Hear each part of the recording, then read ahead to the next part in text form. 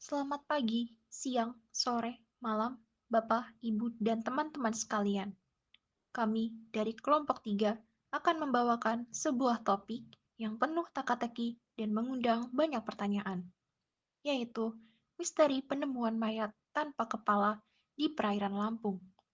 Apakah ini kecelakaan laut atau kejahatan sadis? Kami mengajak Anda untuk menyelami fakta, dugaan, dan kemungkinan di balik kasus ini. Sebuah kisah nyata yang belum tentu sesederhana kelihatannya. Baik, berikut adalah nama kelompok dari anggota kami. Yang pertama ada Indri Nurfaiza, Rizky Leodwi Rahmawan, Ananda Saksabila Putri Purwati, Elsa Nurul Faiza, dan Pujanta Pranginanyem. Kasus ini diawali dengan kehebohan warga mengenai penemuan mayat-mayat tanpa kepala di daerah pesisir Lampung pada bulan Agustus hingga September tahun 2023. Hal ini sempat viral dan menggemparkan warga sehingga menimbulkan spekulasi masyarakat mengenai penyebab dari kasus kematian jasad-jasad tersebut. Masyarakat menduga hal ini disebabkan karena adanya tindakan kekerasan bahkan hingga pembunuhan sadis yang direncanakan. Hal ini tentunya menjadi tantangan bagi para aparat penegak hukum dan kepolisian untuk mengidentifikasi dan menyelidiki penyebab dari kasus kematian jasad-jasad tanpa kepala tersebut. Dalam proses pengidentifikasian dan penyelidikan kasus ini, tentunya tidak lepas dari penerapan aspek-aspek dan ilmu forensik. Penemuan mayat ini geger karena ditemukan 4 jasad dalam waktu yang berdekatan. Jasad pertama ditemukan pada tanggal 15 Agustus 2023 yang berlokasi di Pantai Cukugayau. Kemudian jasad kedua ditemukan 3 pekan kemudian dari jasad pertama, yaitu pada tanggal 6 September 2023 yang berlokasi di Pantai Dusun Sukarame, Penobaan. Jasad ketiga ditemukan dalam waktu penemuan yang sama 6 September 2023 seperti jasad kedua, yaitu dengan lokasi penemuan berbeda ada di Pantai Dusun Parit 2. Kemudian jasad keempat ditemukan keesokan harinya dari jasad kedua dan ketiga, yaitu pada tanggal 7 September 2023 yang berlokasi di Pantai Karangbolong. Keempat jasad tanpa kepala tersebut ditemukan dengan kondisi yang hampir sama antara satu korban dengan yang lain. Jasad pertama yang ditemukan merupakan seorang laki-laki tanpa kepala yang 80% kondisi fisiknya sudah rusak. Kemudian, jasad kedua yang ditemukan juga merupakan seorang laki-laki yang sudah tidak memiliki kepala juga dan tidak memiliki sendi di kedua telapak tangan dan kakinya.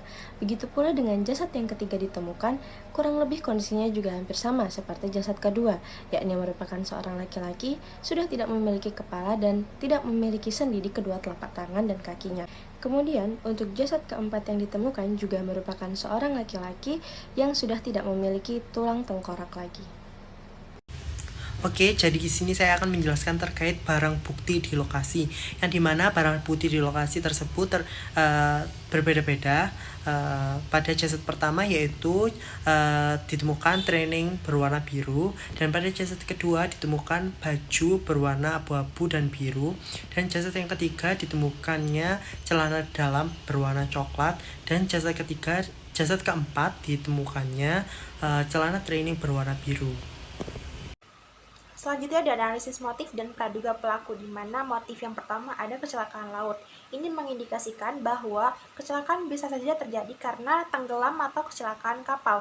Kemudian adanya pembunuhan terselubung atau penghilangan jejak identitas, di mana karena bagian terpenting seperti kepala, kaki, dan tangan korban ini hilang bisa saja terjadi karena adanya pembunuhan berencana. Selanjutnya perdagangan manusia atau kejahatan terorganisir. Seperti ini menunjukkan bahwa adanya dugaan pelaku yang keterlibatan sindikat seperti perdagangan manusia atau eksploitasi anak buah kapal. Selanjutnya pada praduga, yang pertama ada sindikat kriminal laut atau penyelundupan, di mana ini pelaku kemungkinan merupakan jaringan kriminal terorganisir di laut. Selanjutnya orang terdekat atau internal kapal, di mana ini menunjukkan bahwa pelaku diduga karena merupakan kru internal dari kapal itu sendiri. Kemudian ada bencana laut, ini bisa saja terjadi korban rusak parah karena adanya kondisi alam seperti ombak yang sangat besar. Selanjutnya kejahatan individual, diduga pelaku merupakan pelaku tunggal.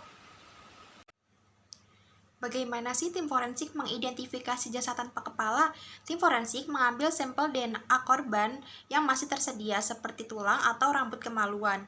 Kemudian, pengambilan sampel DNA pembanding yang dimana dari pihak kepolisian sebelumnya sudah melakukan pendataan dari anggota keluarga yang telah dilaporkan hilang. Kemudian sampel DNA tersebut dikirimkan ke laboratorium DNA Pusdokes Polri untuk dilakukan diekstraksi dan diperbanyak menggunakan metode PCR dan elektroforesis untuk menggadangkan bagian-bagian tertentu dari DNA. Selanjutnya, membandingkan profil DNA korban dengan sampel pembanding dari anggota keluarga untuk menentukan kecocokan.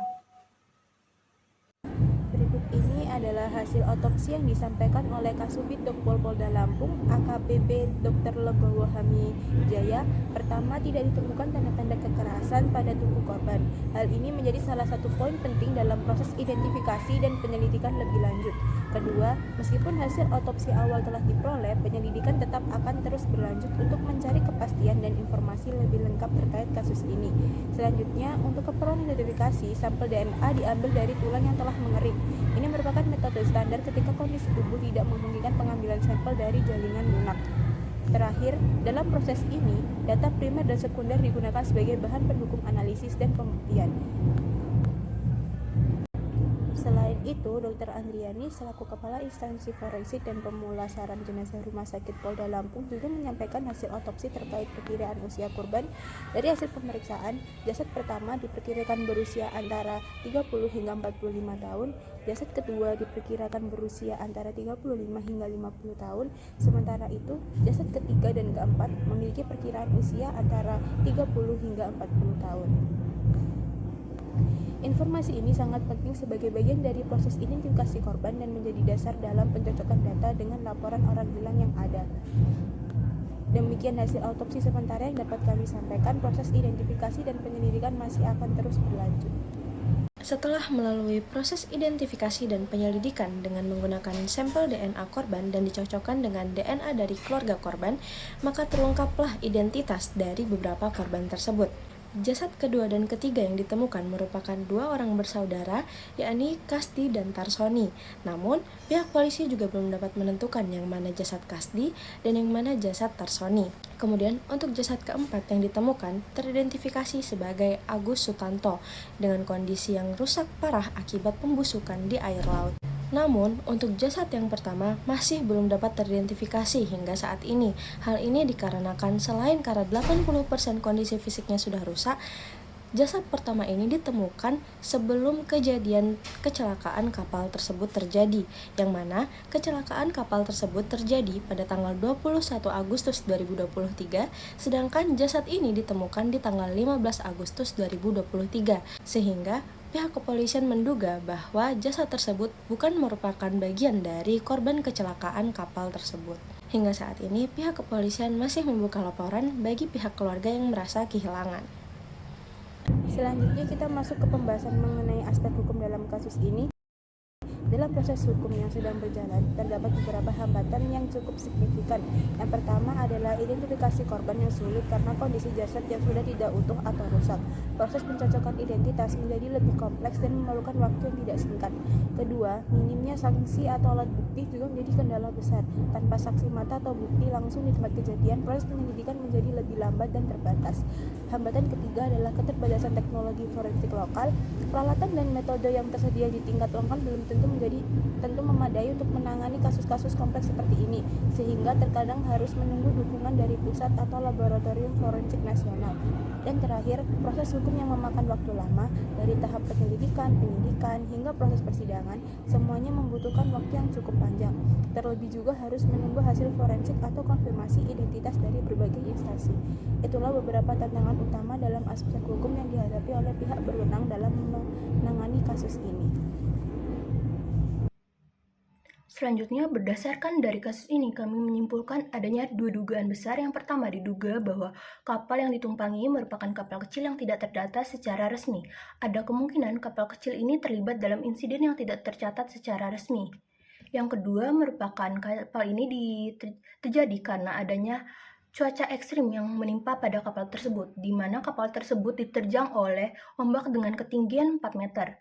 Hal ini memperkuat dugaan bahwa insiden kecelakaan tersebut merupakan murni disebabkan oleh faktor alam dan bukan merupakan kesengajaan ataupun tindakan kriminal.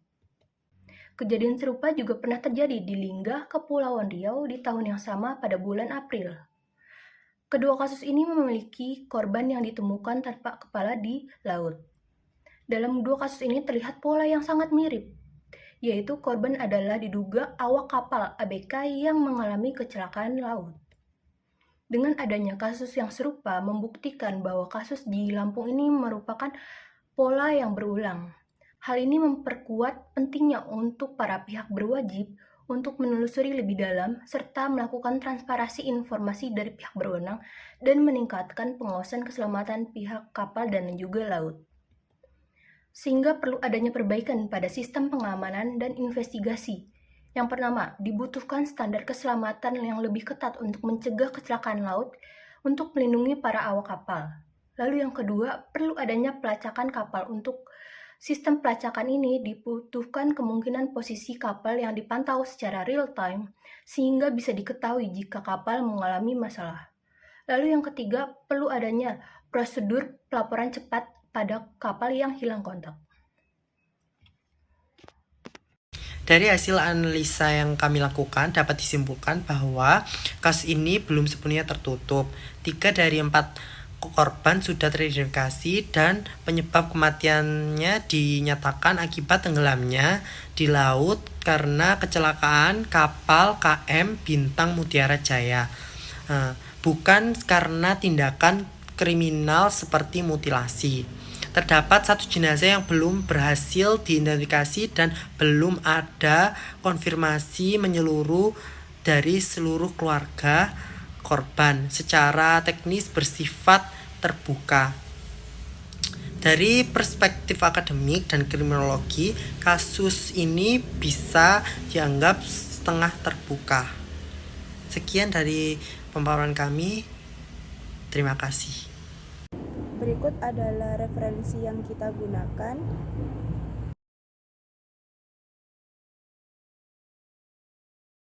Sekian presentasi dari kelompok 3, kurang lebihnya mohon maaf. Wassalamualaikum warahmatullahi wabarakatuh. Terima kasih teman-teman.